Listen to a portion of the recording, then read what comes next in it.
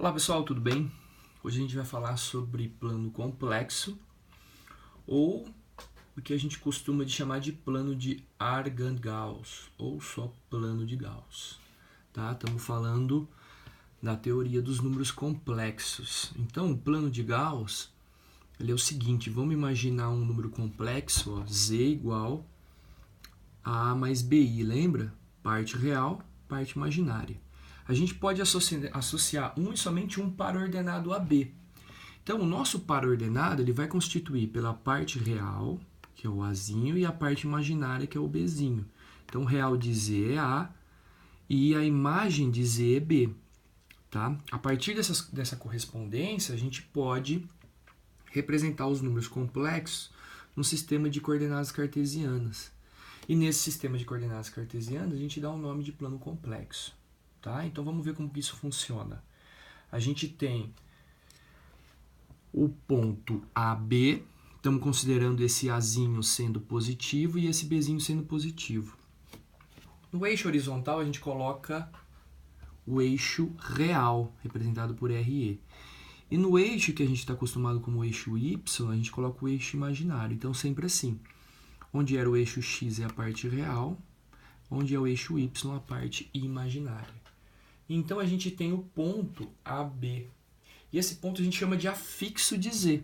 Tá? Afixo é a coordenada do ponto no plano de Gauss. Certinho? Agora veja bem, ó, se você tiver um número complexo 3 mais 2i, o afixo é o ponto A, por exemplo, 3, 2. Você vai pegar só a parte real e a parte imaginária. Nesse caso aí, menos 3, 1 é o afixo. O número que está acompanhando o i é o 1. Tá? O complexo menos 2 menos 4i tem a parte real menos 2 e menos 4 como a imaginária.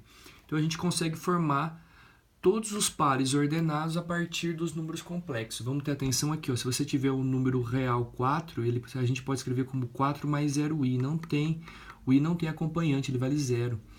Então a parte imaginária é 0. Mesmo aqui, você não tem a parte real, então você coloca 0 na parte real e a parte imaginária é menos 3. Tá? Se você tiver só o número 0, isso é 0 mais 0i. Então a gente tem a origem como se fosse esse número aí. Tranquilinho? Então, ó, se a gente fosse desenhar todos os pontos, a gente teria esses afixos aqui. Ó.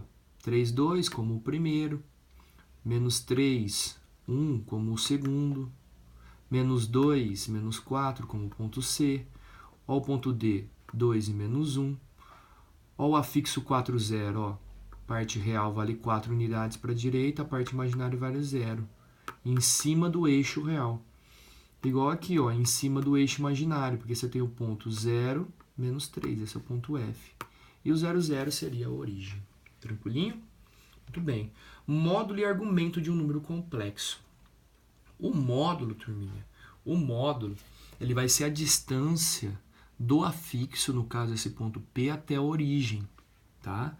Então, essa distância a gente chama normalmente de ρ, tá? Ρ. Nesse caso aqui, o ρ é o errinho grego, tá? Eu estou chamando de errinho. Então, se a gente vê, a gente tem um ângulo alfa, que é o ângulo formado entre o eixo real e o módulo. Então, a gente fala que o ρ, ou errinho, é módulo de z. Tá? O módulo de z é o tamanho da distância do afixo até essa origem aí. E esse ângulo alfa é o argumento de z. Tá? O argumento de z. Então, a gente pode calcular esse ρ como sendo como? Como sendo a distância azinho quadrado mais bzinho ao quadrado. Isso é ρ ao quadrado. Ou seja, a gente está aplicando o teorema de Pitágoras nesse triângulo pintado aqui. Tá? E se a gente tirar a raiz, a gente deduz que o nosso ρ é raiz quadrada de a quadrado mais b quadrado, tá? Voltando aqui, raiz quadrada de a quadrado mais b quadrado. Bem fácil, só aplicar Pitágoras. Para calcular o argumento, a gente pode usar o cosseno do ângulo alfa, cateto adjacente pela hipotenusa, azinho sobre o nosso ρ, e o seno alfa, bzinho, que é essa distância aqui, sobre o ρ. Tranquilinho? Valeu. Exemplos, ó, obter um módulo errinho ou módulo de ρ, e o argumento principal de cada um dos complexos. Então, você tem z igual a menos 2i. Lembrando que menos 2i pode ser escrito como 0 menos 2i. Então, o nosso a é 0 e o b é menos 2. Aplicando o teorema de Pitágoras, elevando ao quadrado ambas as letras, a gente chega aqui, o módulo vale 2, tá? A distância desse afixo aqui, que tem coordenadas 0 e menos 2 até a origem, é 2, tá? Agora, se a gente calcular o cosseno, cateto adjacente, pela hipotenusa, que é o nosso ρ. O azinho é 0, cosseno é 0. Nosso seno de alfa, cateto oposto pela hipotenusa, a gente chega em menos 1. Então, a gente tem que imaginar agora qual é o ângulo cujo seno vale menos 1 e o cosseno vale 0.